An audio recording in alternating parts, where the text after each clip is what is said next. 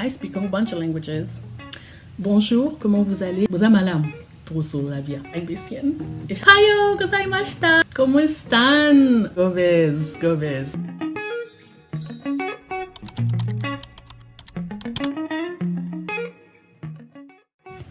Hi everyone, welcome back to my channel. I'm Sandra. If you're new here, this is Kamoya Designs, a channel where I share my art and creativity.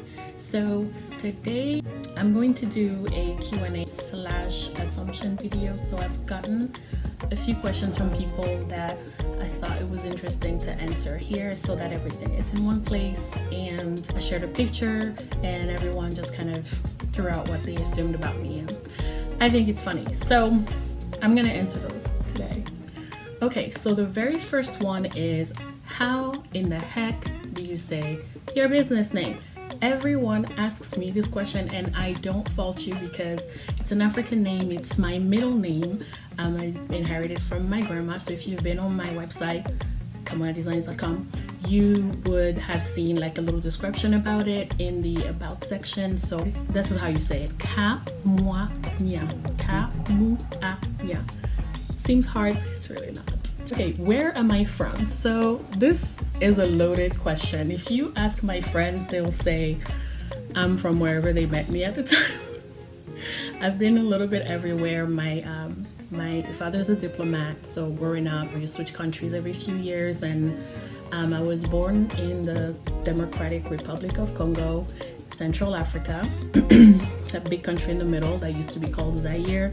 Before that, it was called Congo. So we moved to Europe when I was pretty young. So I grew up in a little bit in Belgium, and for about 4 years, 3 to 4 years in Germany. Then we relocated to Ethiopia. And from there, I moved to the US. My siblings were already here going to school, so I moved here. I finished high school here, went to college here, got married here, had kids here. I've been here 20 plus years now. So I speak a whole bunch of languages, which we'll get to in a second, but that's where I'm from. So, and even within the US, I think I've caught that traveling bug and I can't just sit still. I lived in Virginia when I first arrived, Arlington, Virginia, Washington Lee High School, my alma mater, the original. Then moved to Silver Spring, Maryland, then lived in Tampa, Florida for 6 years or so, then moved to Boston, Massachusetts, and then the outskirts of Boston, I would just call it Boston, you won't know where they do. And then moved to Houston, Texas, where my husband got a really good job opportunity here, so we relocated here. And then we had 3 kids here, so now I'm here. But I refuse to call myself a Texan. I still say I'm from Boston because it's just too hard to answer, where are you from? I'm from everywhere and nowhere. So I just say, I moved here from Boston, but I'm originally from Africa, and I just leave it at that. One assumption that I do get a lot from people is that I'm from the islands, because I have an accent. I don't hear it. I know other people hear it. Obviously, you never hear your own accent, but I get a lot. I hear something, I can't place it. It's like an island kind of thing. It's a mix. So I speak French, Lingala. Well, Lingala first is my native tongue, right, from the motherland, from Congo. And then I speak French, and I went to French school most of my life, until 10th grade or so. Then when I lived in Germany, I learned German and English. And then from there, when I moved to Ethiopia, I learned Spanish at school. I learned Amharic, which is one of the Ethiopian languages. And I moved to the US, and when the internet became this huge thing and you could search whatever you wanted online, I started teaching myself Japanese. So, bonjour, comment vous allez? Je m'appelle Sandra, enchantée de vous rencontrer. Bienvenue sur mon site. Ba mama, ba papa, oye. Boni, bandeko. Bozamalam, bien. Ich spreche Deutsch, aber ein bisschen. Ich habe vergessen. Hayo gozaimashita. Genki desu ka? Genki da yo. ¿Cómo están? Hoy me siento bien. Me llamo Sandra. Bienvenidos a mi familia. Who did I forget? Ante danane? Dananesh? Taris. Go Biz. And I think that's it. What is my favorite movie? I can't answer that. I have I can't answer that. Favorite action comedy, Rush Hour 2. Who doesn't love that movie? If you don't love that, we cannot talk. Who died, Lee? You? Who? Detective who? Anything with Idris Elba. And Sandra Bullock, my favorite people. And Lord of the Rings, Harry Potter, and Harry Potter. Okay. What is my favorite TV show? Supernatural. Right now, I am loving World of Dance. I am absolutely loving Songland. Like, that is my jam. Love that show. It's a lot of shows. It's a lot of TV in this house. Comedies like The Office is probably the ultimate, right? Like, who doesn't love Jim Halpert or Dwight or Jim pretending to be Dwight? Forget it. Yeah. There was an assumption that I love to read, and yes, absolutely, yes. I love to read. I have tons of books. I don't get to sit down and read as much as I used to. I listen to them more now on audiobooks just because I have 3 little kids running around. Favorite book is, well, my favorite author is Nora Roberts, but only when she writes as JD Robb. I don't understand it myself, but she has this one series that she writes. It's called the In Death series. That is like my favorite. If you don't know about it, you have to look it up. I have all the books. It's 50 books now, but I have every single book. She releases them. I think they publish them twice a year now. Started them on a whim. Got caught in that tornado. I'll tell you what, if you start one book, you're gonna be where I am today. Favorite color? Turquoise. I mean, have you met me? I'm obsessed with that color. I've always loved it. I think since I was probably 8 or 9 or so. When I lived in Germany, we used fountain pens at school. Everyone did, and you could change the ink cartridges, and I always went for the turquoise and the purple. It just looked so pretty, and it just glided on your paper. The turquoise, and it's been my love ever since. So there's a lot of turquoise in my life. There's a lot of turquoise everywhere on my website. My bullet journal is turquoise. My Cricut is turquoise. I write with this turquoise pen. Okay. My logo is turquoise, obviously. I'll leave it alone. What is my favorite memory? That's a really difficult one. Well, I'll link it to my favorite place that I've ever been, and it's Tokyo, Japan. I got to go in 2006 when my parents lived there for 2 weeks. And my younger sister used to also live there at the time. Man, it's beautiful, beautiful place. If you've never been, and first of all, if you like anime, go. You have to go. If you like technology, please go. If you like art and art supplies and 7-story art supply stores, please go. And then buy me something. Just the people were so friendly. I just really enjoyed it. And then the nature is beautiful. I just didn't want to leave. I had such a great time. We visited this town called Kamakura, and where that big giant Buddha statue is. Oh, man, I gotta go back. Can't go anywhere right now, but it was beautiful. So my favorite memory is that trip. Donna asked me what my favorite verse was, and I could pick between a few. Bible verse. I'm Christian, I'm a believer, and I really love Psalm 91 verse 1. He who dwells in the shelter of the Most High shall rest in the shadow of the Almighty. And it's just comforting to me to know that I'm in God's hands. So and then I got an assumption about being the best cook in the house. No, especially this quarantine. I just don't want to do it. I have sometimes when I make something and I even surprise myself and I'm like, this is pretty good. Like, we made this pork last week and my sister and I were eating the leftovers a couple days ago, and we're like, hey, this is really good. I think I'm decent. You know, I make food, people eat it, they enjoy it, they don't die from it. So that must be good. Teddy, one of my very good friends who lives in Canada, she's a sister at this point. She asked me, how do you organize your time tackling and balancing life as a mom? I am really disorganized, guys. my sister-in-law, she thinks I'm so organized. Sally, I don't know how you think that, but I don't feel it. It's hard right now because my kids are so little. I have a 5-year-old, a 2-year-old, and a 1-year-old who are almost 2 and 3. They don't care about my schedule. They don't care that I'm a YouTuber. They don't care that I'm an artist. They just want, when they want mommy to be, pick them up, mommy has to pick them up. They don't care about any of that other stuff. When they want to be jumping around, running around, right now to record this video, my husband took them out on a drive so I could have like a few minutes to record this thing that I've been trying to record for 2 weeks. But when it's quiet, when they thankfully sleep at the same time or take their naps at the same time, I rush to the office and I try to make however much I can in that little time.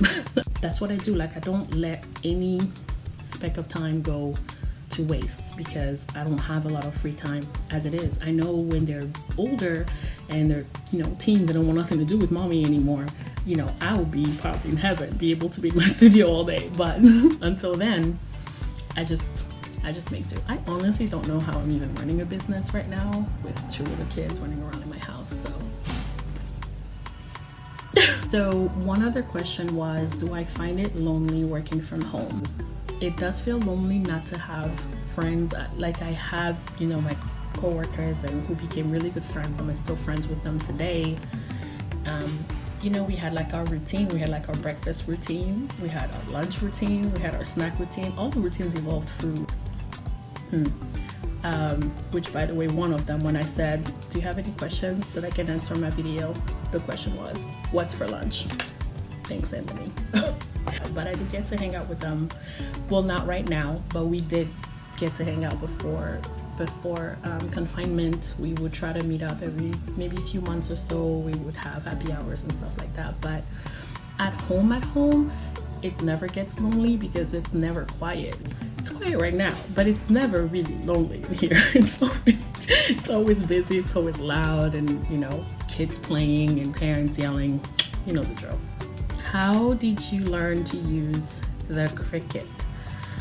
I watched a ton of videos about it. Well, one of my favorite channels to watch is Catnip, and if you don't know her and you look her up on YouTube, please, you will love her. She's just the sweetest, fluffiest person ever, is how she calls herself, the human marshmallow. She's so sweet. But I found her channel also during that time when I was home on bed rest. I was watching a ton of YouTube and I found a bunch of artists. Actually, the main artists that got me involved and that got me inspired to really just go for it and do this.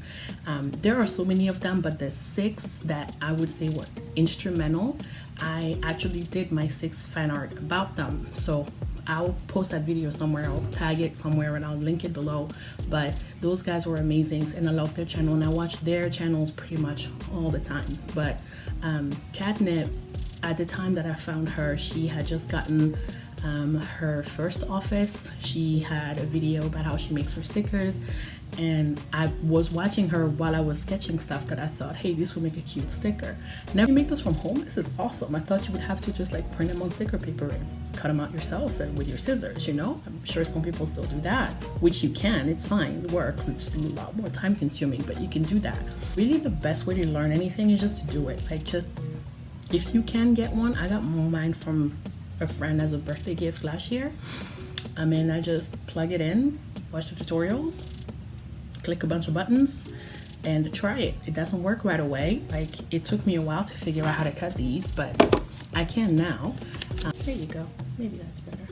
Kind of. Yeah. So there's circles that you can peel off. But it took a bunch of tries. I wasted a lot of paper. I should have done it on cheap paper first, but you live and you learn. Favorite foods? Oh, yes. I get that question a bunch of times. I love food, guys. I just love eating and enjoy eating. I eat like every other hour. Probably every other hour. My sister will say that I eat every other hour. I love African food. Number one. Mom's cooking is the best cooking, you guys know. I love Italian food, I love Indian food, I love Thai food, I love Vietnamese food, I love food. My favorite food of all time is plantains from the islands, you know how to say that. Makemba, that's how we call them back home in the Congo.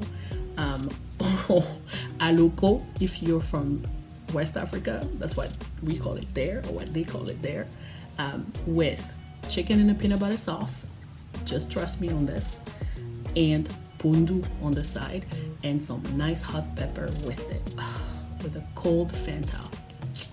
Life, that's life. Coffee or tea? Both, but I'm completely useless without coffee in the morning.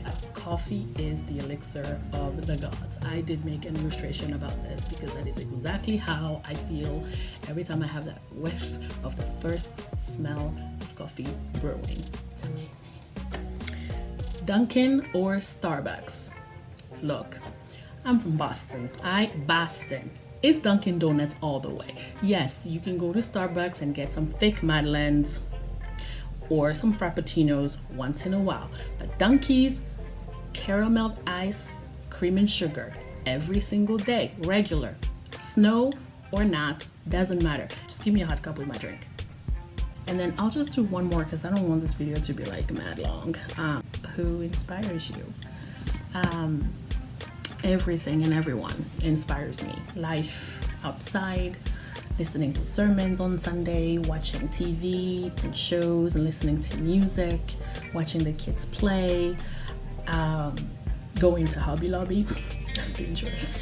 But anytime I see something pretty or cute, something that I like, that I think is cute, I always think, how can I make something like this for myself? Like something that I wouldn't find in a store, because I always find these things that I really enjoy, and then I'm thinking, I wish it were more this way. And then I think, can I make that way? I get inspired from other people sharing what they do and what they make, and if it can make someone else feel warm and fuzzy inside and encourage them to do something artistic, pick up a pen, a pencil, a paintbrush, whatever craft tool they want to try, and actually try and do something and share it, that's all I want. Fill the world with art. That's why. So if there's anything else that I missed that you want to know, that you're curious about, just leave a comment and ask me whatever question. Ask me wherever you can find me. So hopefully that gives you more of an insight. So that's all I have for you guys today. Thank you so much for watching. I really appreciate it. Come back again. There'll be a lot of art tutorials. There'll be a lot of drawing tutorials. There will be somewhere I just share my sketches, my drawings, my sticker making. I don't think I'll do studio vlogs, but if you want studio vlogs, I'm gonna have to learn how to make them, because like I said, little people running around, not a lot of filming time. But I will try my best to show my face a little more, because I had a ton of requests about that, like, show your face, we want to see you, and it's terribly scary, but I will come back. So if you did enjoy this, like this video, subscribe below, click the notification bell so that you'll see everything else that I'm going to post in the upcoming weeks. If you're interested in learning from me, or how do you write the letter S with calligraphy? Some of the letters are really hard. Just let me know. Like, make sure you leave the comment below and I will try to make it. So until next time, mwah, à bientôt. Bye.